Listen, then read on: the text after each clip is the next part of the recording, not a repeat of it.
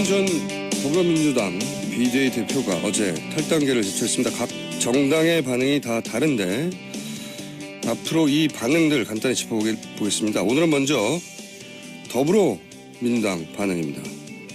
더불어민주당의 김홍걸 국민통합위원장 전화 연결해보겠습니다. 안녕하세요, 위원장님. 예, 안녕하세요. 네, 우선 이 탈당에 대한 기본 입장은 어떠십니까? 이건 100% 제 개인 입장인데요. 네네. 그러니까 안타까운 일이긴 하지만 네.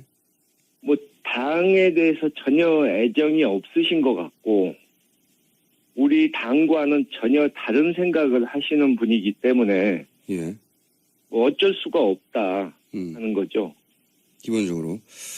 예. 당 대표고 비례 2번이면 남자 1번인데요. 사실상 남자 1번 비례대표 나간 거죠. 예. 그렇죠.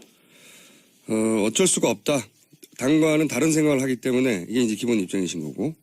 그렇죠. 네, 근데 탈당의 이유가 경제민주에 대한 의지가 전혀 보이지 않기 때문에 본인이 할 일이 없다. 이런 이야기를 했거든요. 저는 그분이 도대체 경제민주화에 대해서 지금까지 무슨 노력을 하셨는지 구체적으로 당내에서. 예. 그동안 길게 봐도 예. 그래서 이해를 할 수가 없고요. 경제민주화가 안 되고 있는 것이 이제 박근혜 정권과 정부 여당 측의 문제인데 그쪽에서 반대해서 그런 것인데 그 사람들과는 치열하게 싸우지 않고 당 내의 사람들하고만 싸우려고 하니까 앞뒤가 안 맞는 거죠. 그리고 이분이 이제 말씀하신 걸 좀 번역을 해야 되는데 항상 경제민주화를 하겠다는 정치인을 내가 밀어주겠다 그렇게 말씀하시잖아요. 네네. 근데 이분에게 경제민주화란 본인의 사유물입니다. 경제민주화는 김종인이다. 이게 있어서 경제민주화는 오로지 본인만 할 수 있다. 이런 의미입니까? 그렇죠. 일종의 오만과 독선이죠. 그래서 김종인을 모셔다가 높이 받들을 그런 정치인을 도와주겠다 그 뜻이 되는 겁니다.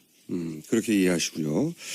자, 영입 과정도 잘 아시는 것으로 알려졌는데 당시 비대위원장으로 영입되는 상황 좀 설명해 주십시오. 어떤 상황이었습니까? 내부에서는.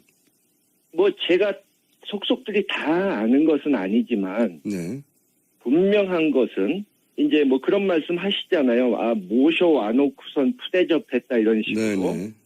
근데 전권을 드렸고 비례대표도 드리고 했으니까 푸대접이란 말이 안 되고 예. 그러면은 이 사람이 문제가 있다면 당신들이 데려올 때 잘못 판단한 거 아니냐 이렇게 말씀하신 분이 있는데 그 말은 어느 정도 인정해야 됩니다. 판단을 잘못한 건 있죠. 그런데 그 당시 이제 좀 급박한 상황이었고 또 이분이 영입의 1순위가 아니었다는 거예요. 애초에.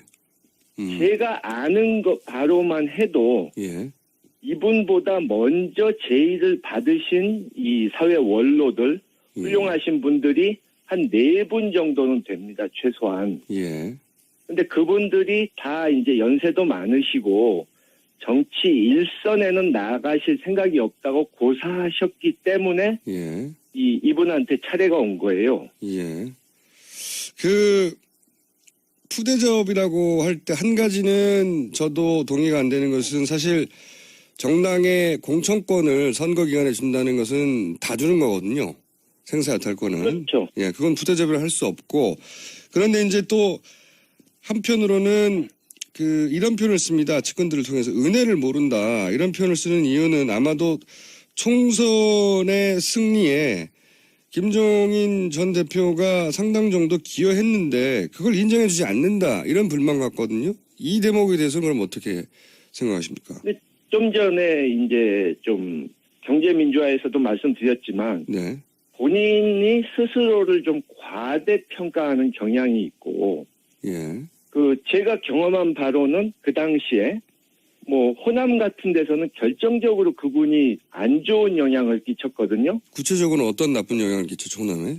그러니까 현지에서 가서 보니까 예. 민심도 안 좋고 예. 뭐 당 선거운동 하시는 후보나 간부들 중에도 제발 저분 호남 좀 못 내려오시게 해달라고 아, 그런 얘기가 있었어요? 하소연을 하는 분들도 있었고요. 예, 그리고 또 선거 2, 3일 전에 제가 들은 바로는 네. 당시 여론조사가 굉장히 안 좋게 나왔지 않습니까? 네. 그래서 막 그 보고를 받으시고는 아이고 이거 실패구나, 우리 완패하겠구나 이러고 거의 짐 싸실 준비를 하셨다는 거예요. 아, 내부적으로는 그랬었다? 예, 그러면은 자기가 이 선거 지휘를 한 게 효과적이었고 이길 거라고 생각했다면 그렇게 했겠습니까? 선거 결과가 나온 다음에는 본인이 이길 줄 알았다는 식으로 말하는데 그게 아니었다는 건가요? 그렇죠. 전혀 그렇지 않죠. 그래서 선거 결과가 그렇게 나온 것은 김종인 전 대표의 전략의 성공이 아니다라고 이제 평가하시는 거죠. 본인도 그렇게 생각하지. 그렇죠. 실패할 거라고 생각했었고. 했다면 네네. 그러니까 지역구에서 많이 당선된 것은 사실상 그 정부 여당 박근혜에 실망한 표가 반사이익으로 온 것이고 네. 생긴 지 얼마 되지도 않은 이 국민의당에게 우리보다 훨씬 당세가 작았던 국민의당에게 정당 투표에서 진 것만 봐도 네. 그 당시 당 지도부의 전략이 이 실패했다는 걸 보여주는 거죠. 그래서 오히려 측근들은 총선이 승리한 것에 대해 은혜를 모른다고 표현하나 실제로 총선 이틀 전쯤에 참패할 거라고 생각하고 짐 쌀 준비를 했었던 사람이다. 이렇게 이제 그러니 그런 말 하는 것도 말이 안 된다고 좀 평가하시는 거죠. 예. 예, 그리고 뭐 공당에서 공적인 일을 하는데 은혜니 뭐니 이런 말을 하는 것 자체가 구시대적 사고방식이죠. 알겠습니다. 입장은 충분히 알겠고요. 그러면 진짜로 탈당한 이유는 뭐라고 보십니까? 개인적으로? 지금은 이제 경제민주화를 안 하기 때문이다. 예. 남의 공약을 써준 걸 읽는 사람은 안 된다. 아마도 이건 이제 문재인 전 대표를 의미하는 것 같은데. 뭐 그렇게 표현을 했는데 실제 탈당하는 이유는 그럼 뭐라고 보십니까? 글쎄요, 그분이 그러니까 당 내에서 네. 경제 민주화를 그렇게 하고 싶었다면 같은 당 사람들 또 예. 타당 사람들을 적극적으로 설득하고 다니면서 구체적으로 이런 것부터 하자, 뭐 이런 거는 중요하다 이러고 다니셨어야 되는데 예. 그러질 않으셨거든요. 또 이번에도 뭐 촛불 시위 나오고 뭐 이렇게 탄핵 사태가 벌어지면서 뭐 옳고 그런 걸 따지기 전에 뭐 국난이 코앞에 다가온다 뭐 어쩌고 하면서 이 적폐청산이나 개혁을 하지 말고 시끄럽게 하지 말고 대충 덮으라는 식으로 투쟁을 하지 말라는 식으로 말씀하시는데 개혁을 안 하는데 경제민주화는 무슨 수로 합니까? 그러면 이렇게 보고는 시각에 대해서는 어떻게 생각하십니까? 탈당하는 이유가 결국은 본인이 출마하려고 하는 거다. 이런 견해가 있는데. 글쎄요, 그거는 제가 뭐 장담을 딱 뭐다 이렇게 말씀을 하기가 그런데, 예. 뭐 그 가능성도 있다고 보시는 분들이 많죠. 네. 그러니까 이 어느 당에서도 지금 확실하게 자신을 대접해 주지 않기 때문에 그러면 뭐 독자적으로 가보겠다 이런 생각하실 수 있죠. 알겠습니다. 제가 이제 다른 당의 입장은 다음 시간에 들어볼 예정이기 때문에 다른 당의 입장은 얘기를 하지 않겠는데 이거는 어떻게 생각하십니까? 이분이 만약에 출마를 한다면 그 민주당을 제외한 세력의 묶음을 시도할 공산이 크지 않습니까? 예. 그러니까 민주당하고 지금 겨루고 있는 다른 정당을 묶어서 거기에 대표 주자가 만약에 된다면 이제 싸워야 될 대선에서 라이벌이 되는 거잖아요. 네. 그런 셈이죠. 글쎄요. 그럴 가능성은 전혀 없다고 보는데요. 그것이 성사될 가능성은. 그거는 왜 그러니까 그럴까요? 예. 아니 반기문 총장처럼 어느 정도 지지율이 나오는 분도 그걸 못했는데 이분은 뭐 전혀 국민들이 대선 후보로 생각조차 하지 않고 예. 뭐 이분이 과거의 이력이나 성향을 봐도 김종인이라는 정치인을 생각할 때 뭐 통합이라든가 화합, 희생 뭐 이런 것을 머리에 떠올리는 사람이 없지 않습니까? 그러니까 내가 다 알고 있다. 내가 최고다. 나를 무조건 따르면 된다. 이렇게만 말씀하시는 분을 따를 정치인이 과연 몇이나 있을까요? 그렇게 생각하신다. 알겠습니다. 그럼 마지막 질문인데요. 이런 얘기가 이제 오래전부터 있어 왔는데 내일 탄핵 선고가 되니까 한번 여쭤보겠습니다. 대통령이 그 헌재 선고 전에 갑자기 하야를 선언한다든지 혹은 선고 이후에 만약 인용이 될 경우에 사면을 위해서 그 정치권이 협상을 할 거라든지 그러니까 소위 그 특검이나 검찰의 기소 내용과 무관하게 결국은 정치적인 사면으로 해결이 될 것이다. 이런 전망이 있거든요. 거기에 대해서는 어떤 입장이십니까? 그쪽에서 물러나는 것은 안 할 걸로 보고요. 네, 그건 없을 것이고. 지금 뭐 본인은 기각될 것으로 자신이 이길 것으로 착각을 하는 것 같아서 예. 그렇게 보고 글쎄 사면을 위한 협상은 하려고 할 수 있겠죠. 탄핵이 된다면. 네. 또 뭐 야권에서도 일부는 네. 너무 강하게 나가면 동정론이 나올 수 있다. 역풍이 불 수 있다. 또 그런 소리가 나올 수 있는데. 네, 반드시 그런 얘기가 나오겠죠. 예. 예. 근데 저는 뭐 이번에는 워낙 국민들께서 이 권력자라도 최고 권력자라도 법을 어기면 강하게 처벌받는다 하는 법 앞에서 모두가 평등하다 하는 것을 보여주기를 원하시기 때문에 네네. 뭐 특검도 사실 생각지 못했던 큰 성과를 냈던 것이 국민들이 성원해 주셨고 또 국민들이 한편으로는 이렇게 감시하셨기 때문에 딴 생각을 먹지 못한 것 아닙니까? 네네. 그런 식으로 이것도 적당히 넘어가기는 어려울 거라고 봅니다. 알겠습니다. 오늘 말씀은 여기까지 듣겠습니다. 감사합니다. 예, 수고하셨습니다. 지금까지 더불어민주당의 김홍골 국민통합위원장이었습니다.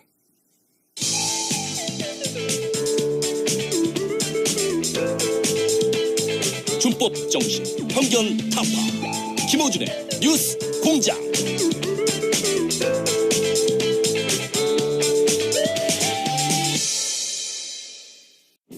미 항공우주국 나사에서 우주인들의 비상식량으로 쓴다는 남미 최고의 완전식품 마카 플러스 한국에서 가장 비싸고 귀한 식품이라는 산삼 플러스 거기에 한국인이 좋아하는 녹용까지 일단 이 세 가지를 모두 넣은 제품이 나온 거니까 마카 산삼 녹용 대박. 좋은 건 다 있네. 031-3233-2559 영한네이처 yhnatury.com. 동안 싸고 다니냐? 미치도록 싸고 싶다. 빅동의 추억. 미국 장사랑. 구렁이똥 이뻤다. 장이 살아야 내 몸이 산다. 혈중 콜레스테롤 개선과 배변 활동에 도움을 주는 건강기능식품입니다. 빅동의 추억. 미궁 장사랑. 지금 검색창에 미궁 장사랑을 검색하세요. 이건 제가 써보니까 효과가 있는 것 같아요.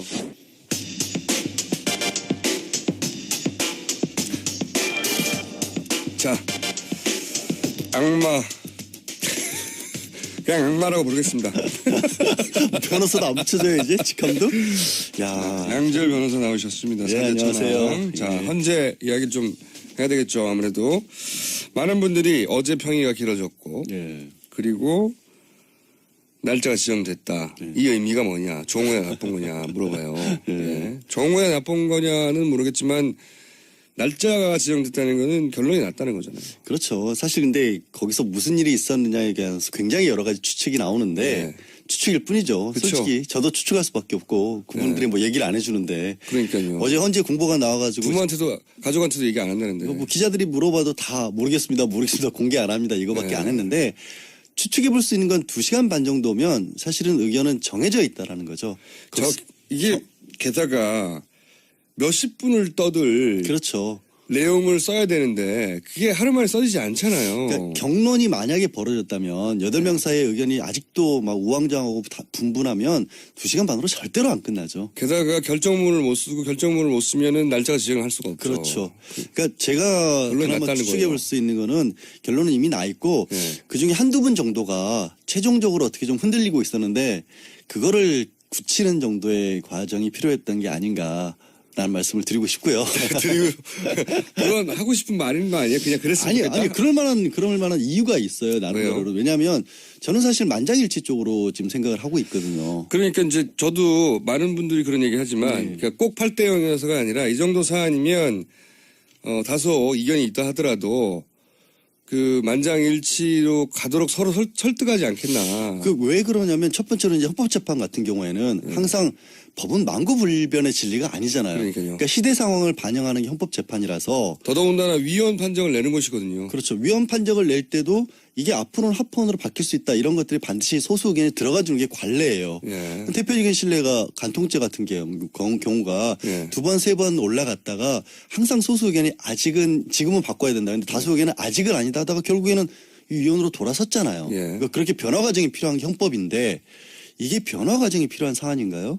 그러니까 이런 일이 앞으로는 이런 일이 있어도 그러면 대통령을 용서해야 된다 이런 식으로 의견을 쓸 수는 없잖아요. 네. 그런 점이 하나가 있고 두 번째는 자꾸 이게 헌법재판소 결정 과정에서 대통령 대리인단이 재심 얘기를 하고 불복 얘기를 했어요. 네. 만약에 소수 의견이라도 이게 지금 탄핵을 해서는 안 된다라는 얘기가 나오게 되면 바로 그 논리에 불을 지펴줄 수가 있거든요. 무척 합리적인 이야기예요. 그리고 헌법재판소 이제 심의 과정에서 네. 다른 것보다 이제 재판관들이 예. 이제 우리 인터넷으로 중계가 됐잖아요. 저도 그 주요 변론 길 같은 거 몇 개를 봤거든요. 재판관들이 물어보는 것에 대해서 대통령 대리인단에서 해명이 제대로 이루어진 게 없어요. 단 한 번도 없어요. 그건 없어요. 맞아요. 예. 그러니까 본안에 저는 그냥 순수하게 변호사 입장에서 야 법정에서 저렇게까지 만약에 내가 법정에 들어가는데 저렇게까지 대답을 못하고 있으면 판사가 신경질 내겠다. 저도 굉장히 이상했던 게 저도 대부분 동영상 돌려봤는데 보통 그 대변인단은 어떻게 내 법리를 구축해서 논리로 싸워 이길 것인가 이걸 고민하거든요. 근데 박근혜 대통령 대리인단은 그런 고민을 안 하는 것 같다. 왜 법리로 싸우지 않고 이게 정치적 주장을 계속하지? 그러니까 안 하는 게 아니라 못 하는 거죠. 왜냐하면 사실관계가 명확하게 나오는데 그 사실관계에 대해서 반박할 만한 것을 찾을 수가 없는 거예요. 그러니까 이런 거죠. 왜 정호성 전 비서관이 문서 유출한 거는 언제까지 했고 그러면 왜 했어요? 그건 점차 그렇게 줄여나갔는데 대통령이 말을 안 해주십니다. 그 대리인단도 그 사실관계 확인을 본인한테 못하는 상황에서 뭘 하겠어요. 그리고 박근혜 대통령 원래 이제 그 피고하고 변호인단은 끊임없이 회의해야 합니다. 늘 만나서. 얘기를 하고 있는 거를 정확하게 알고 있는 상황에서 그렇죠. 여기까지는 인정을 하지만 이 부분은 반박을 하지 않은 논리를 만들어낼 수 있어야 근데 되는데 회의를 안 했어요 보니까. 못 만난 거죠 뭐. 서로 네. 서로 안 회의한 적이 없어요. 보면 아직 이 진행상을 뭐 대통령이 모르고 있다고 얘기하기도 하고. 그게 언제쯤부터 일인데. 그리고 대통령이 뭐라고 하는지를 들어보지를 못해가지고 그 앞에서 또 변호할 수가 없는 내용들도 있고. 그러다 보니까 자기네들끼리 어떻게 보면 창조적인 논리를 만들어내서 말씀을 하는 게 이제 지적하신 것처럼 정치적인 논리를 전개할 수밖에 없었고 그 과정에서 나왔던 게 결국에는 제일 흠결로 잡은 게 13개 소추 사유 국회가 한꺼번에 의결했기 때문에 이거는 각하해야 된다. 네, 하나하나 의견해야 되는데. 네. 그 이유를 계속해 들었는데 아니 그냥 상식적으로 아주 생각을 해보자고요. 이게 만약에 정말로 정치적 결단에 의해서 13개를 한 게 문제라면 만약에 그 13개 중에서 정말로 중요한 게 있어요. 하나 두 개라도 진짜 가정을 해서. 근데 사유가 잘못됐기 때문에 그 하나가 어마어마하게 중요한 일인데 그러면 그걸 탄핵을 안 하겠어요? 그 헌법재판소에서 그런 일은 있을 수가 없는 거거든요. 그리고 우리 헌법재판 같은 경우 세계에서 가장 엄격한 재판 과정입니다. 그러니까 국회에서 제적 3분의 2거든요. 네.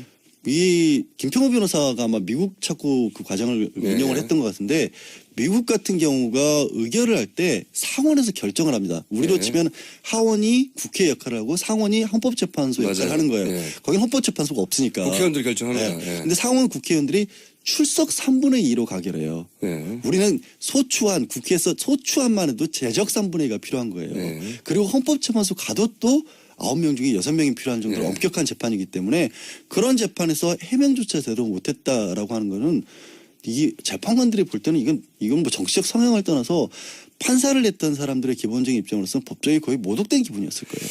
저도 거기까지는 100% 동의해요. 네. 저는 웬일이세요? 동의를 해주시고.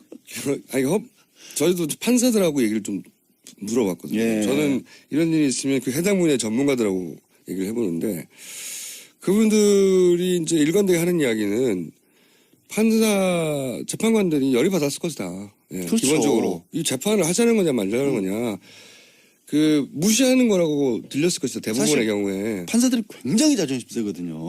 그러니까 그걸로 쭉 사시는 분 아닙니까? 그럼요. 예, 그 명예로 사는 대한민국에서 제일 공부 잘하는 사람들 중에서 제일 출인 중에서도 제일 공부 잘한다고 하는 사람이 가는 분들이고 그리고 어쨌든 헌법재판관까지 됐기 때문에 평생에서 자존심이 정말 센 양반들인데 그 앞에서 막 삿대질을 하고 그리고 재판을 진행을 안 하니까요. 그렇죠. 실제로 네. 자기들이 몇십 년간 해온 방식대로 안 하니까 열이 받았을 거라고 생각하고 거기는 다 동의해요. 다 동의하는데 걱정이 되는 부분은 그럼에도 불구하고 이분들의 가지고 있는 전체적인 정치적 성향 자체가 보수 일색인 건 맞아요. 그건 맞죠. 그건 명백하고요. 우리가 흔히 말하는 아니 법원에 헌법재판소 재판권까지 가는 사람들은 당연히 상대적으로 어쩔 수가 없어요. 법이라는 것 자체가 가장 마지막에 이건 도저히 안 되겠다라고 보는 거기 때문에 보수적일 수밖에 없어요. 근데 그 보수의 정도도 있지 않습니까? 근데 그 중에서 예를 들어서 어떤 분은 그 5.16에 대해서 그건 뭐 쿠데타 아니냐에 대해 입장을 유보한 분도 있어요. 네. 그건 굉장히 보수적인 거거든요. 굉장히 스펙트럼 나오면 거의 오른쪽 끝에 있는 정도의 스펙트럼인데 그렇죠. 그런 분들도 있다 보니까 자기가 가지고 있는 직업적 전문성으로 볼 때는 이건 명백한 사안인데 본인이 가진 정치적 성향으로 볼 때는 어떻게든 이해해주고 싶은 게 발동할 수 있잖아요. 그 이해해주고 싶은 생각을 하는 분들이 이제 헌법재판소 재판관들은 아니고 저도 좀 법조계 인사들 중에서도 분들 중에서도 고위직을 지냈다거나 조금 이제 오래 일을 하셨던 분들 중에 그런 분들 얘기를 들어봤어요. 근데 아주 단적으로 말씀드리면 이런 생각들을 하시는 것 같아요. 대통령이라면 그 정도 일은 좀 할 수 있는 거 아니냐. 그러니까요. 네, 그게 가장 문제죠. 잘못하지 않았다는 게 아니라 잘못했던 게 아니라 네. 아니 대통령이 가진 권한이 얼마나 많고 그동안에 다른 대통령들이 해왔던 일들에 비하면 이거는 크다고 볼 수 네. 없지 않느냐. 구태타를 한 것도 아니고 예. 뭐 이런 식의. 그러니까요. 그런 생각을 하는 분이 있는데 그게 법적인 관점하고는 다르다라는 거예요. 제 말이 그거예요. 네. 법으로 법리로 재판으로 이게 애매모호하다는 게 아니고. 아니 그러니까 그래서 말씀드린 이유가 그래도 정치적인 성향이 자기가 아무리 그렇더라도 안 드러났으면 모를까. 이게 드러나 버렸고. 한 가지 제가 이 판결이 인용의 가능성이 개인적으로 더 높다고 추정하는 이유는 본인이 그 이유를 써야 한다. 그렇죠. 정치적 성향만으로 판단할 게 아니라 자신의 정치적 성향을 자신이 직업적으로 쌓아온 전문 지식으로 언어로 바꿔서 거기 써야 되는데 그 쓰는 게 어렵지 않겠나. 아니 그거를 그러니까 그거예요. 이게 판사가 결정문을 쓰는 거 이번 헌법재판소는 결정문인데 결정문을 그냥 쓰는 게 아니라 재료가 있어야 되잖아요. 그러니까 아까 얘기한 것처럼 대통령 대리인단에서 재료를 제공을 못 해준 거예요. 근데 얼마나 많은 반대되는 재료가 나왔냐면 이번에 12월 9일부터 이제 심판이 시작이 됐잖아요. 지난해. 네. 그렇게 했을 때 90일간이라고 하니까 보통은 90일이면 길지만 기다린 사람 입장에 길지만 이거 사실 대통령 탄핵에 치고는 짧은 기간이 아니냐. 보통 뭐 어떤 재판도 막 1년, 2년도 간다고 하는데 1년, 2년 뭡니까? 저 5년 동안 하는 건데요. 기운 빠지게 그런 얘기를 하세요. 근데 언제 끝날지 모르겠어요. 저는 두채. 이건 단심이잖아요. 헌법재판은. 헌법재판 네. 단심이고 아니 저는 아직 1심도 하고 있어요. 1심이 5년이 갔어. 무슨 재판이지? 이제 나중에 들어보시고 갑자기 궁금해지네. 끝나고 물어볼게요. 근데 어쨌든. 예, 헌법재판소에서 1년에 결정을 보통 몇 개나 할 것 같아요? 많이 하죠. 한 1,500개까지 그러니까요. 해요. 많이 한다고 들었어요. 굉장히 많이. 한 달에 100개 넘게 네, 하거든요. 막 쳐낸다고 들었습니다. 그거 다 중단돼 있어요. 그리고 90일 동안 여기만 매진을 했어요. 변론기일이 20차례가 열렸는데 일반적인 재판의 변론기일은 너무 겪어봐서 아시겠지만 한 달에 한 번꼴이에요. 그래요. 그러니까 실제로는 이게 1년 8개월 이상의 재판한 것과 마찬가지예요. 압축을 했습니다. 네, 압축을 한 거니까. 거의 2년 가까이 되는 할 분량을 거를 90일로 줄였다 뿐이지 예. 그 심리가 부족했던 게 아니에요. 그건 아니에요. 예, 그리고 90명 증인 신청을 했는데 36명 채택을 했고 증인 36부터 엄청 많은 겁니다. 그 25명이 나와서 직접 얘기를 했어요. 예. 그 25명 얘기 중에 이거를 기각하는데 필요한 얘기를 해준 사람이 아무도 없어요. 맞아요. 그게 그래서 그 재판관이 여러 번 얘기했잖아요. 왜 대통령한테 불리한 증인을 자꾸 부르세요라고. 그러니까 오죽했으면 재판관이 그런 얘기까지 했어요. 그러니까 뭔가 기각을 하고 싶어도 거기에 맞춰서 쓸만한 내용이 없어요. 나는 그럼 거기다 그거 쓸 거예요? 나는 대통령이니까 뭐 옛날 대통령이 이보다 더한 일도 전두환 뭐 이런 사람들은 더한 일도 했는데 그 이걸 일반인은 그런 말할 수 있는데 헌법재판관이 앞으로 영원히 남는 결정문에 그걸 쓸 수가 없어요. 없다라는 거죠. 제가 유일하게 인용 가능성이 높다고 생각하는 근거입니다. 네. 오늘 참 많이 동의해 주시네요. 이거 저도 많이 생각해 봤는데 그러니까 직업적 전문성과 정치적 상황에 만나면 대부분 정치적 상황이 이겨요. 대부분의 경우에는. 그렇죠. 그게 소신이라고 생각을 하지만 예. 사람이니까. 사람이니까 자기가 믿는 바대로 그러니까 신념에다가 전문 지식을 갖다 붙이는 거죠. 예, 동원하는 거죠. 아니, 그 솔직히 저도 뭐 판사분들도 그런 얘기해요. 우리도 사람인데 어쩔 때는 딱 보면 안다. 그러니까 딱 보면 안다는 게 진짜 안다는 게 아니라 자기도 느끼는 감이 있다는 거예요. 그러면 여러 가지 그 증거 자료들이 있을 거 아니에요. 거기에 자기의 어떤 생각에 맞춰서 거꾸로 붙인다라는 거죠. 증거 그렇죠. 자료들을. 그래서 그렇게 하고 싶은데 뭐 없잖아. 너무 소재가 없고 네. 그리고 그렇게 하려면 어쨌든 자기 이름으로 영원히 남을 그렇죠. 앞으로 아마 100년, 200년 지나도 계속 나올 텐데 당장 내일부터 누구는 이렇게 생각해서 이렇게 판단을 내렸다는 게 발표가 돼야 되는데 기분을 쓸 수가 없잖아요. 그걸 기분을. 소설을 쓸 수는 없죠. 그러니까 본인이 이러이러한 이유로 기각한다고 법리적으로 구성해야 되는데 그 법리가 탄탄하지 않다는 걸 본인이 써놓고 만약에 이거는 말이 안 되네 해버리면 못 쓴단 말이죠. 그리고 예를 들어서 가장 또 이제 반대하는 쪽에서 지금도 끝까지 이제 주장하는 게 대통령이 직접 받은 게 없지 않느냐. 네. 뇌물과 관련해서는. 근데 뇌물 5개 헌법재판소에서 정리한 5개 쟁점 중에 하나밖에 없고요. 그게 그렇게 크게 중요하지도 않아요. 그리고 헌법재판과 형사재판은 분명히 구별이 되기 때문에 이건 최고 공무원에 대한 파면 절차거든요. 극단적으로 공무원 같은 경우에는 일 열심히 안 했다는 이유만으로 파면되는 게 공무원이에요. 자, 다 알겠어요. 네. 다 알겠고 합리적인 28시간만 기다려보면 되니까. 합리적인 관점에서는 더 이상의 그 논란의 여지는 저도 없다고 생각해요. 네.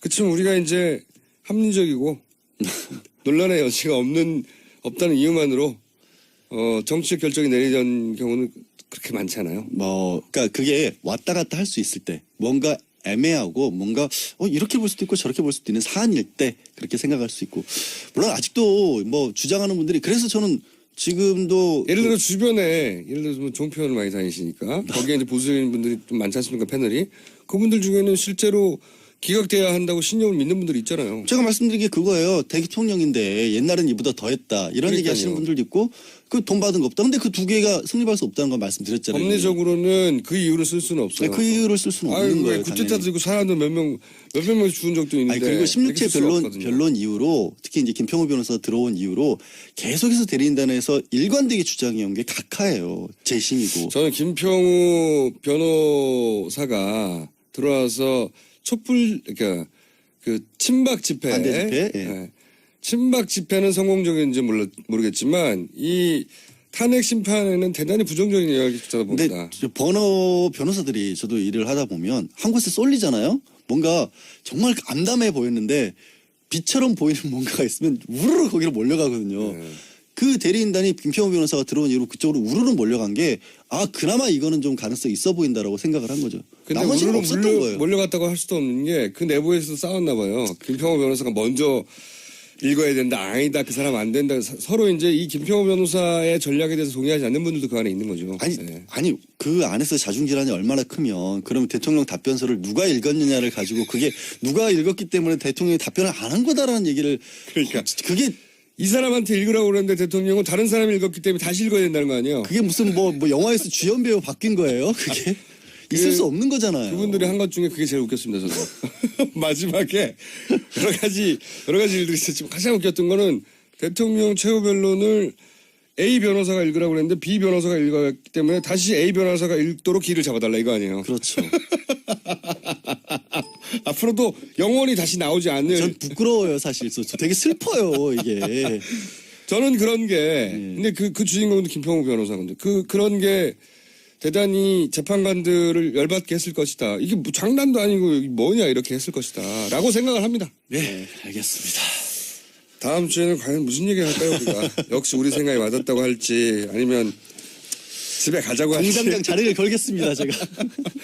자기 팔목을 걸어야지. 아니 내 팔목을 부하직원 딸이 걸어봤자 뭐 할 거예요. 적어도 공장장 자리는 걸어야지. 자기 마음대로 제 팔목을 걸었습니다. 자, 지금까지 악마였습니다. 네.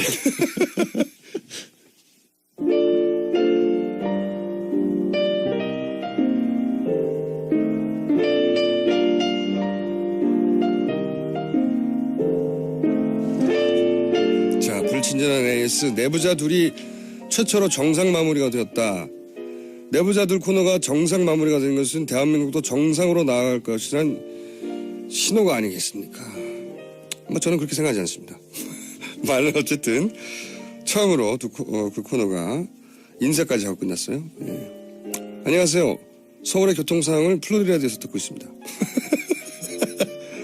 제 동생은 말타에서 듣고 있네요. 지중해. 예, 좋습니다. 이분도 있네요. 예. 서울 교통 상황을 피렌체에서 듣고 있습니다. 저 멀리 계신 분들, 네, 좀 보내주세요. 어디서 듣고 계신지. 국내에서는 뭐 전국에서 듣는 게 당연한데, 예. 지중해 말타에서 듣는 분들 굉장히 인상적이네요. 네. 자, 이게 아무래도 문자가 잘못 온 것 같네요. 워킹맘인데 어젯밤에 아이가 열이 나서 밤새 잠도 못 자고 오전엔 시어머니, 오후엔 친정 어머니가 오셨어요. 족장님. 족장님이라고 저를 부르시면서 맛있는 간식을 보내주세요. 네. 약간 엉뚱한데 할 문자가 저희한테 온 것 같습니다. 네. 아무래도 이제 그렇군요. KBS 황정민의 FM 대행진에서 황정민 씨를 족장이라고 부른다고 해요. 네. 그렇군요. 저희는 맛있는 간식을 보내드릴 수가 없습니다. 네. 있어도 싫어요. 여기까지 하겠습니다.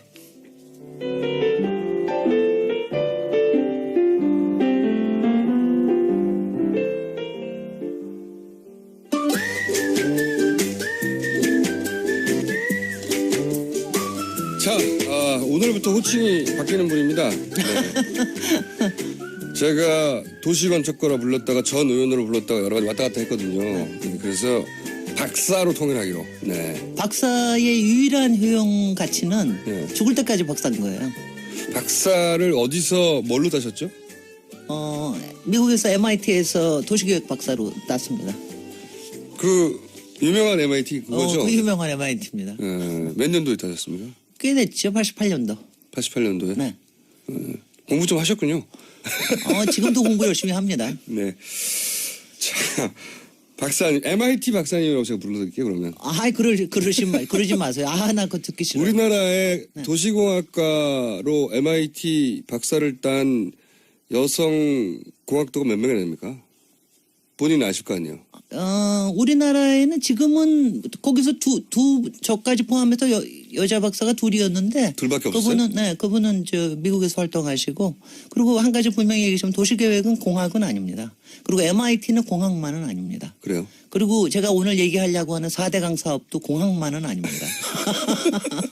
네. 공학이 아니다.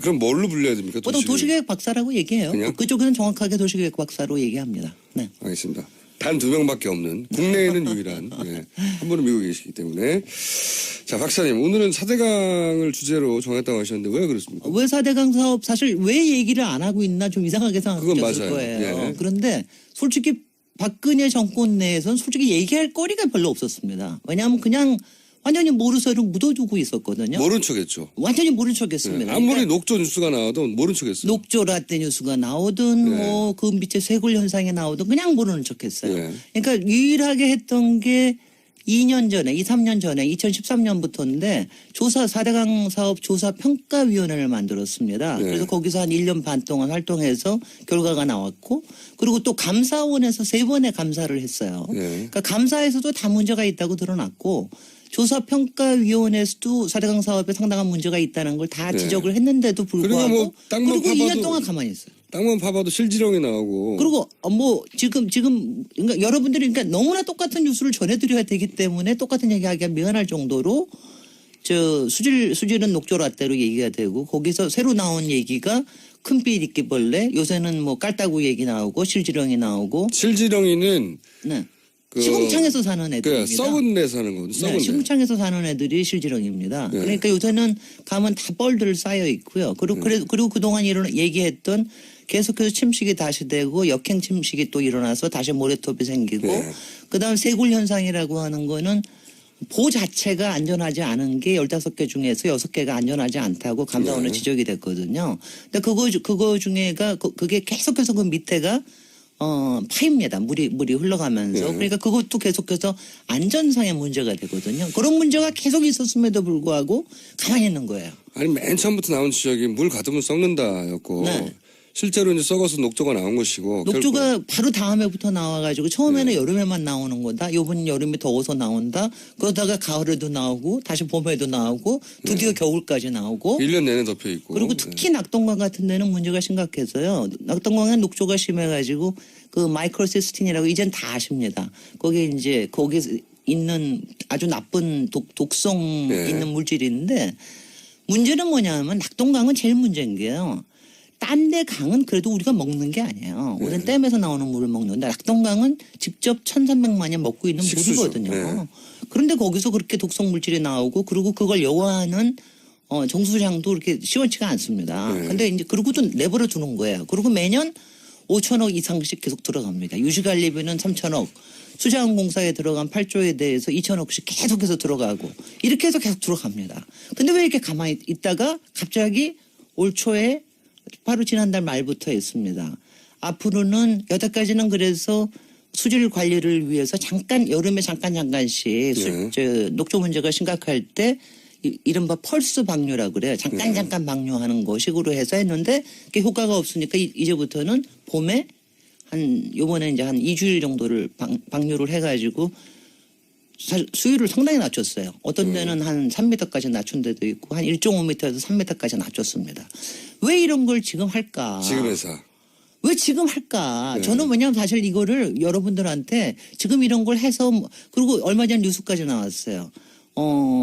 지금 환경부가 됐는데 환경부가 내년에 낙동강에 있는 보 한두 개를 시험으로 해체해 보려고 한다. 이런 뉴스가 이거가 나왔는데 아닐까요? 다음 정권이 만약에 들어서서 낙동강 그러니까 이 4대강 문제를 이제 본격적으로 다루게 될 때 이 공무원들이 아무것도 안 했다는 게 드러나면 안 되니까 이제 슬슬 제스처를 취하는 거 아닐까요? 그게 뭐 제일 첫 번일 겁니다. 저는 네. 그렇게 봅니다. 저는 그게 가장 중요하니까. 그래서 그걸 왜 그럴까? 지금 요번에 한 방류가 얼마나 효과적일까, 얼마나 문제일까 이거 얘기하기보다도 왜 지금 이럴까? 지금이, 오늘 네. 그 얘기만 하십시오. 너무 이제 많은 얘기니까. 첫 번째는 역시 사실 이제 바로 박근혜 정권의 말년이기 때문이죠. 네. 그러니까 말년이기 때문에 지금 뭔가 해놓지 않으면 차기 정권에 막 검찰처럼 뭔가 우리 뭐 이렇게 비비러 다 넣기 불려간다 있어야 이제. 되잖아요. 이제. 자기들이 잘못한 거 알고 있으니까. 알고 있었습니다. 아무것도 안 한 게 아니라 이렇게 시험 방류도 해봤고 이렇게 길게 방류도 해가지고 뭐 저수지하고 해가지고서는 이렇게 뭐 해봤습니다. 문체부가 블랙리스트로 당하는 걸 보면서 네. 이거 큰일 났다 이거. 지금 사실 공무원 세계에서는 그런 일들이 꽤 많을 겁니다. 검찰뿐만이 아니라 언제 많은데 사실 작년에 그 지금 환경부 장관이 바뀌면서 4대강에 대해서 그때 청문회 할 때 4대강에서 뭔가 하겠다는 얘기는 했어요. 그러니까 아주 빌미가 좋은 거죠. 그리고 그동안 조사평가위원회에서 뭔가 하라고 한 용역이 작년 말에 끝났어요. 예. 그러니까 올해 이제 초에 지금 특히 이제 올 초에 하기가 좋은 거는 지금이 그러니까 물이 필요한 시기가 아니잖아요. 지금 용수 시기가 아니잖아요. 그러니까 지금 물을 낮추기가 가장 좋다 해서 하는 겁니다. 그래서 이제 그게 한 가지가 있고요. 또 하나 제가 지금 좀 저는 보고 있으면서 솔직히는 그러니까 맨날 이렇게 왜 박근혜 국정농단은 맨날 모욕당하는 느낌이잖아요. 네. 맨날 모욕감과 치욕감이 드는 네, 건데 어떻게 이렇게까지. 4대강 사업에 대해서는 네. 맨날 우롱당하는 느낌이에요. 서 차이가 어디 있죠? 모욕과 우롱은?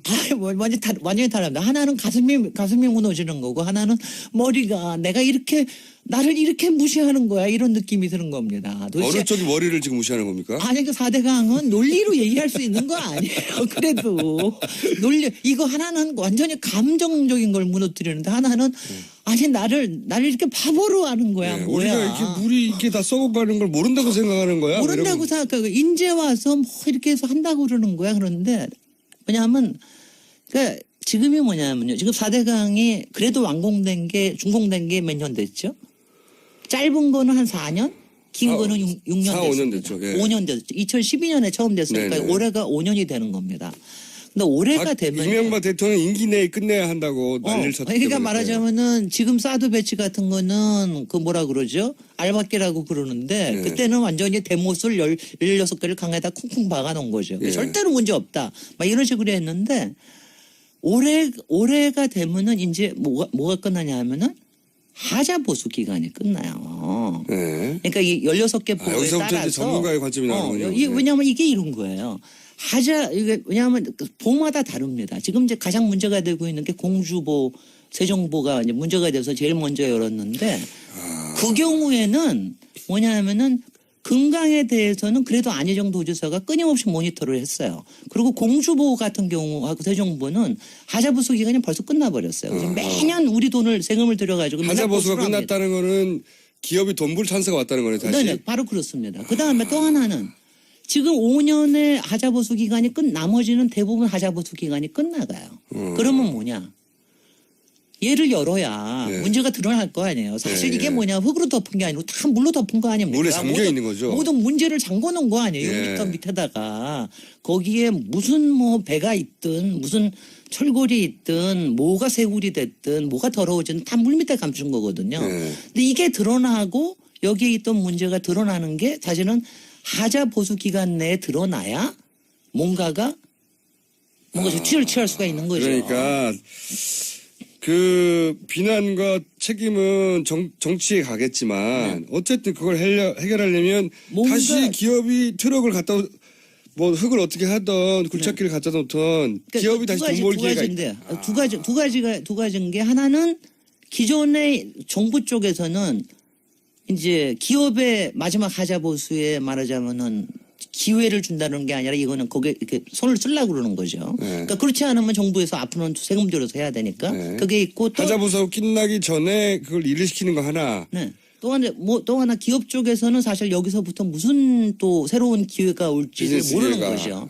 또 특히 뭐 새로운 비즈니스 기회 같으면 이게 사실 이게 제가 평소에 얘기를 못해서 그렇지 할 얘기는 너무너무 많아요. 한 그러니까 가지만 해줘보세요. 네, 그러니까 가령 얼마 전에 부산에서 바다에서 바닷물에 채취하는 거 연장하느라고 국토부에서 굉장히 난리친 일이 있습니다. 네. 근데 그게 뭐냐면은 모래가 없으니까 바다에서 계속 모래를 채취를 하는데 그걸 1년 연장을 한 거예요. 네. 근데 왜 이렇게 모래를 그대로 왜 이렇게 해야 되느냐. 지금 여주에는 약 한 350만 제곱미터 세제곱미터죠. 평방미터라는 거 하는 게 그렇게 쌓여져 있거든요. 모래가 쌓여져 있는데 이런 문제와 더불어서 말하자면 우리의 모래에 대한 자원 관리 문제 뭐 이런 것까지 더불어서 그다음에 지금 그 친수구역법이라고 혹시 아시죠? 주변에. 네. 뭐 이것 때문에 대전의 갑천 주변에 지금 문제 생긴 거. 근데 문제가 너무 많은데 이거를 솔직히는요 국민들께 하나하나 얘기 드리기가 너무나 힘이 든 겁니다. 설명도 길고. 근데 지금 이제는 때가 온 겁니다. 1분밖에 안 남았어요. 이제 때가 왔고 지금은 그러니까 이게 왜 지금 이런 일을 하느냐. 네. 무슨 짓을 하려고 하나는 공무원이 면책받으려는 거고 네. 하나는 돈 때문일 수 있다. 네. 그러니까 이거를요. 무슨 짓을 하려고 하는지에 대한 그 밑에 숨어 있는 걸 보셔야 됩니다. 공무원들 절대로 믿지 못합니다. 아니 지금 잘못한 공무원들은 믿을 수 없다고 하셔야죠. 그리고 그다음에 잘못 안 하면 공무원 절대적으로 믿어야죠. 4대강이나 특히 MB까지 지금 나서는데 이거에 대해서는 책임을 정확하게 물어야 돼요. 자, 그럼 첫 번째는 잘못한 공무원들이 면책을 받으려고 하는 행동일 수 있고 두 번째는 그와 연결된 돈들이 있을 수 있다. 예, 여기까지 오늘 얘기하겠습니다. 지금까지 박사님입니다. 우리나라에 한 분밖에 없는 MIT 도시계약 박사님 김재일 박사님이었고요. 감사합니다. 감사합니다. 저는 김어준이었습니다. 내일 다시 뵙겠습니다. 내일 굉장히 중요한 날이죠. 안녕. 알겠습니다. 입장은 충분히 알겠고요. 그러면 진짜로 탈당하는 이유는 뭐라고 보십니까? 개인적으로? 지금은 이제 경제민주화를 안 하기 때문이다. 예. 남의 공약을 써준 걸 읽는 사람은 안 된다. 아마도 이건 이제 문재인 전 대표를 의미하는 것 같은데. 뭐 그렇게 표현을 했는데 실제 탈당하는 이유는 그럼 뭐라고 보십니까? 글쎄요. 그분이 그러니까 당 내에서 네. 경제 민주화를 그렇게 하고 싶었다면 같은 당 사람들 또 예. 타당 사람들을 적극적으로 설득하고 다니면서 구체적으로 이런 것부터 하자 뭐 이런 거는 중요하다 이러고 다니셨어야 되는데 예. 그러질 않으셨거든요. 또 이번에도 뭐 촛불 시위 나오고 뭐 이렇게 탄핵 사태가 벌어지면서 뭐 옳고 그런 걸 따지기 전에 뭐 국난이 코앞에 다가온다 뭐 어쩌고 하면서 이 적폐청산이나 개혁을 하지 말고 시끄럽게 하지 말고 대충 덮으라는 식으로 투쟁을 하지 말라는 식으로 말씀하시는데 개혁을 안 하는데 경제민주화는 무슨 수로 합니까? 그러면 이렇게 보고는 시각에 대해서는 어떻게 생각하십니까? 탈당하는 이유가 결국은 본인이 출마하려고 하는 거다. 이런 견해가 있는데. 글쎄요, 그거는 제가 뭐 장담을 딱 뭐다 이렇게 말씀을 하기가 그런데, 예. 뭐 그 가능성도 있다고 보시는 분들이 많죠. 네. 그러니까 이 어느 당에서도 지금 확실하게 자신을 대접해 주지 않기 때문에 그러면 뭐 독자적으로 가보겠다 이런 생각하실 수 있죠. 알겠습니다. 제가 이제 다른 당의 입장은 다음 시간에 들어볼 예정이기 때문에 다른 당의 입장은 얘기를 하지 않겠는데 이거는 어떻게 생각하십니까? 이분이 만약에 출마를 한다면 그 민주당을 제외한 세력의 묶음을 시도할 공산이 크지 않습니까? 예. 그러니까 민주당하고 지금 겨루고 있는 다른 정당을 묶어서 거기에 대표 주자가 만약에 된다면 이제 싸워야 될 대선에서 라이벌이 되는 거잖아요. 네. 그런 셈이죠. 글쎄요. 그럴 가능성은 전혀 없다고 보는데요. 그것이 성사될 가능성은. 그거는 왜 그럴까요? 예.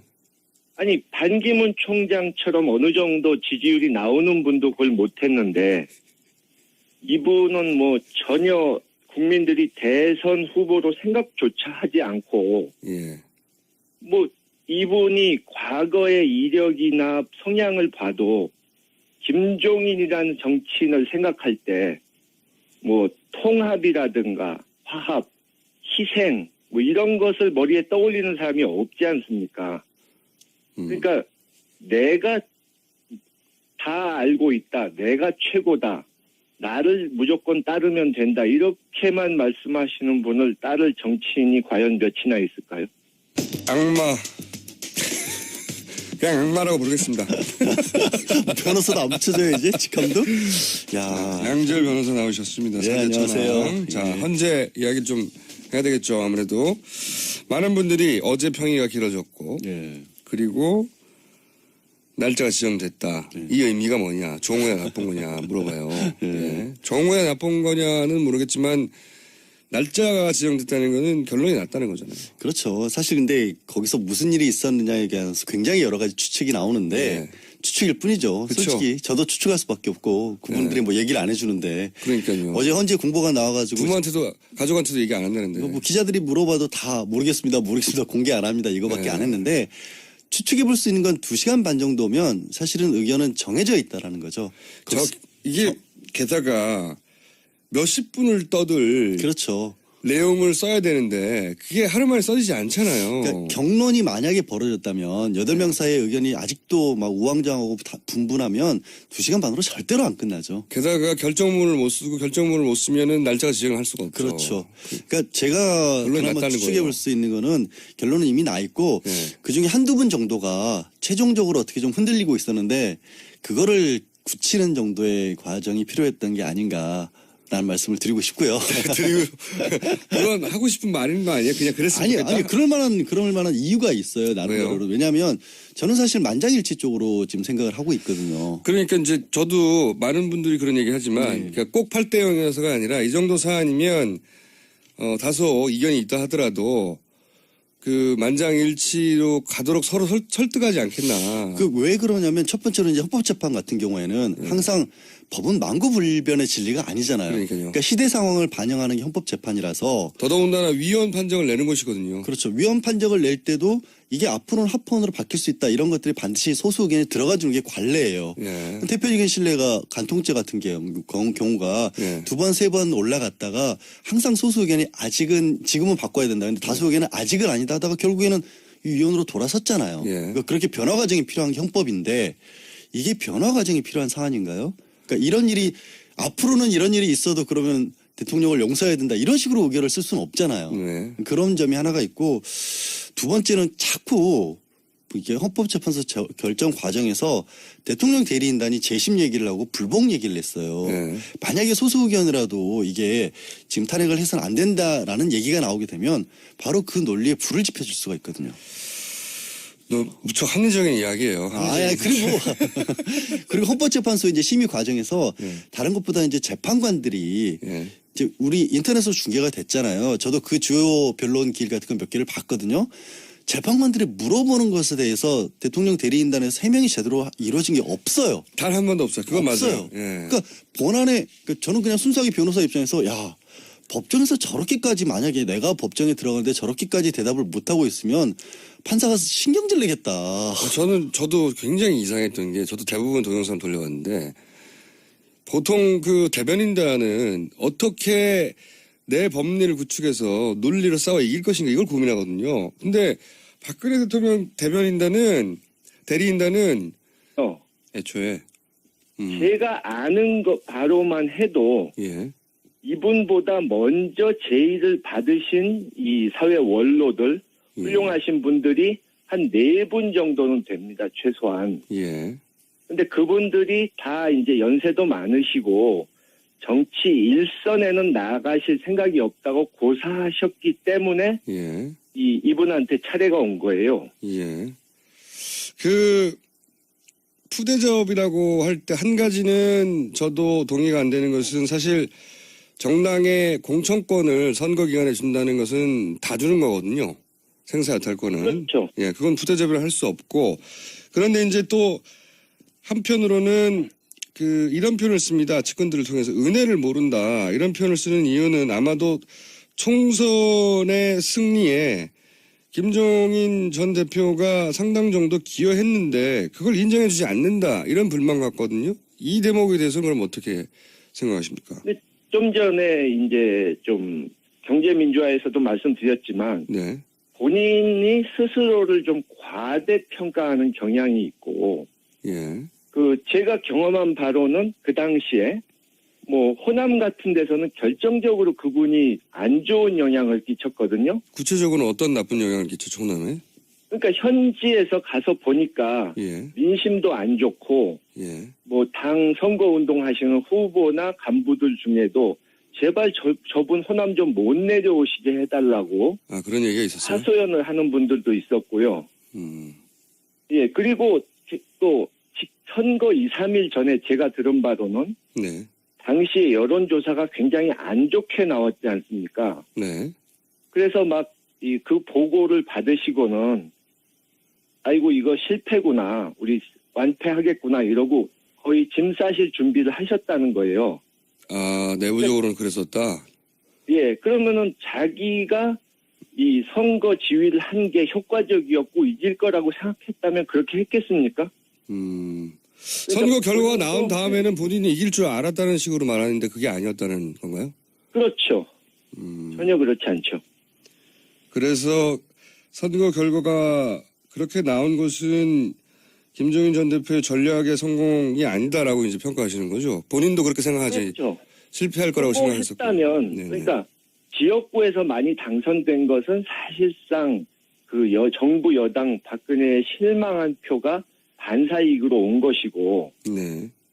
생긴 지 얼마 되지도 않은 이 국민의당에게 우리보다 훨씬 당세가 작았던 국민의당에게 정당 투표에서 진 것만 봐도 네. 그 당시 당 지도부의 전략이 이 실패했다는 걸 보여주는 거죠.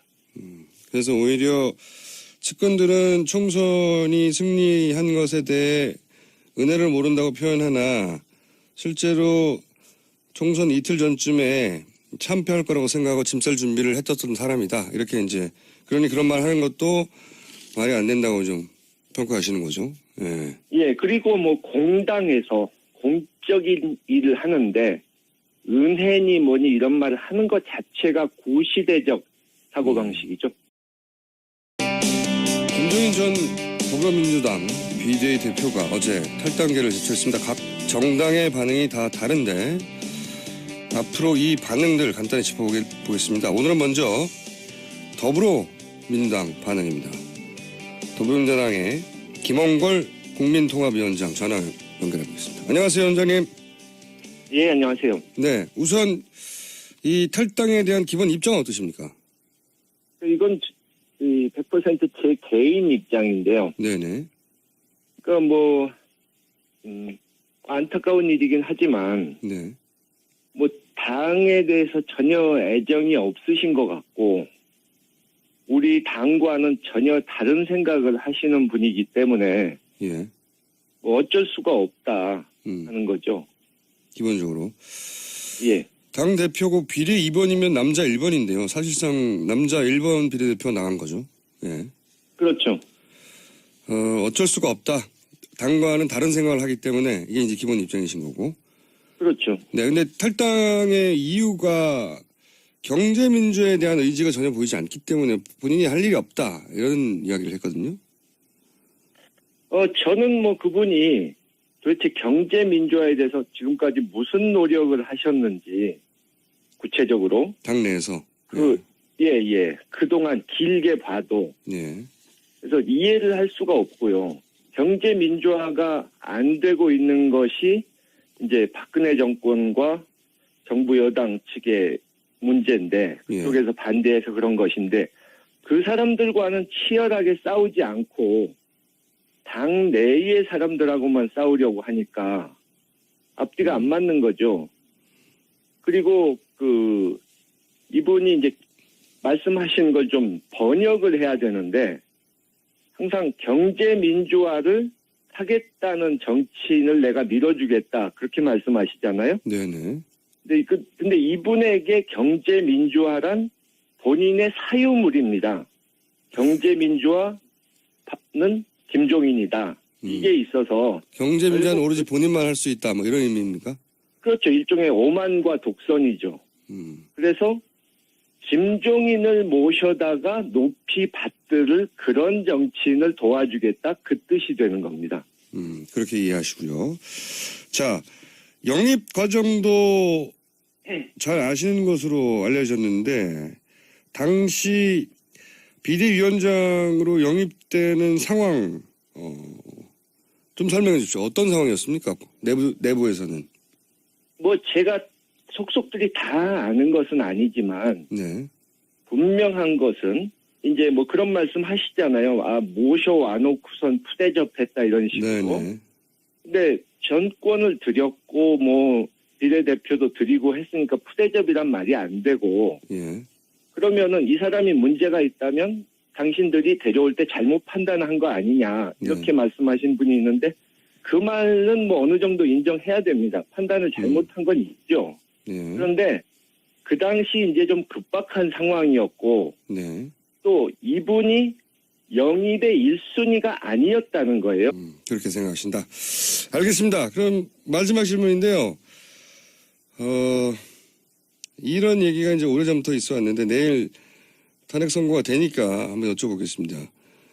대통령이 그 헌재 선고 전에 갑자기 하야를 선언한다든지 혹은 선고 이후에 만약 인용이 될 경우에 사면을 위해서 그 정치권이 협상을 할 거라든지, 그러니까 소위 그 특검이나 검찰의 기소 내용과 무관하게 결국은 정치적인 사면으로 해결이 될 것이다, 이런 전망이 있거든요. 거기에 대해서는 어떤 입장이십니까? 그쪽에서 물러나는 것은 안 할 걸로 보고요. 네, 그건 없을 것이고. 지금 뭐 본인은 기각될 것으로, 자신이 이길 것으로 착각을 하는 것 같아서 예. 그렇게 보고, 글쎄 사면을 위한 협상은 하려고 할 수 있겠죠. 탄핵이 된다면. 네. 또 뭐 야권에서도 일부는 네. 너무 강하게 나가면 동정론이 나올 수 있다. 역풍이 불 수 있다. 또 그런 소리가 나올 수 있는데. 네, 반드시 그런 얘기가 나오겠죠. 예. 예. 근데 저는 뭐 이번에는 워낙 국민들께서 이 권력자라도, 최고 권력자라도 법을 어기면 강하게 처벌받는다 하는, 법 앞에서 모두가 평등하다 하는 것을 보여주기를 원하시기 때문에 네네. 뭐 특검도 사실 생각지 못했던 큰 성과를 냈던 것이 국민들이 성원해 주셨고, 또 국민들이 한편으로는 이렇게 감시하셨기 때문에 딴 생각을 먹지 못한 것 아닙니까? 네네. 그런 식으로 이것도 적당히 넘어가기는 어려울 거라고 봅니다. 알겠습니다. 오늘 말씀은 여기까지 듣겠습니다. 감사합니다. 예, 수고하셨습니다. 지금까지 더불어민주당의 김홍골 국민통합위원장이었습니다.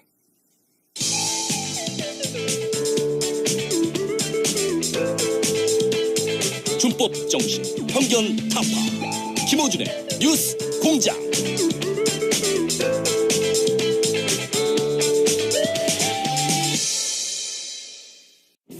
미 항공우주국 나사에서 우주인들의 비상식량으로 쓴다는 남미 최고의 완전식품 마카 플러스 한국에서 가장 비싸고 귀한 식품이라는 산삼 플러스 거기에 한국인이 좋아하는 녹용까지 일단 이 세 가지를 모두 넣은 제품이 나온 거니까 마카 산삼 녹용. 대박. 좋은 건 다 있네. 031-323-2559 영한네이처 yhnatuRE.com. 똥은 싸고 다니냐? 미치도록 싸고 싶다. 빅동의 추억. 미국 장사랑. 구렁이 똥 이뻤다. 장이 살아야 내 몸이 산다. 혈중 콜레스테롤 개선과 배변 활동에 도움을 주는 건강기능식품입니다.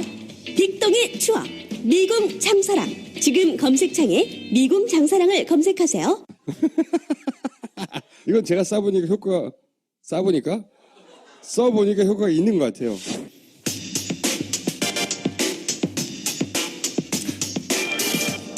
자,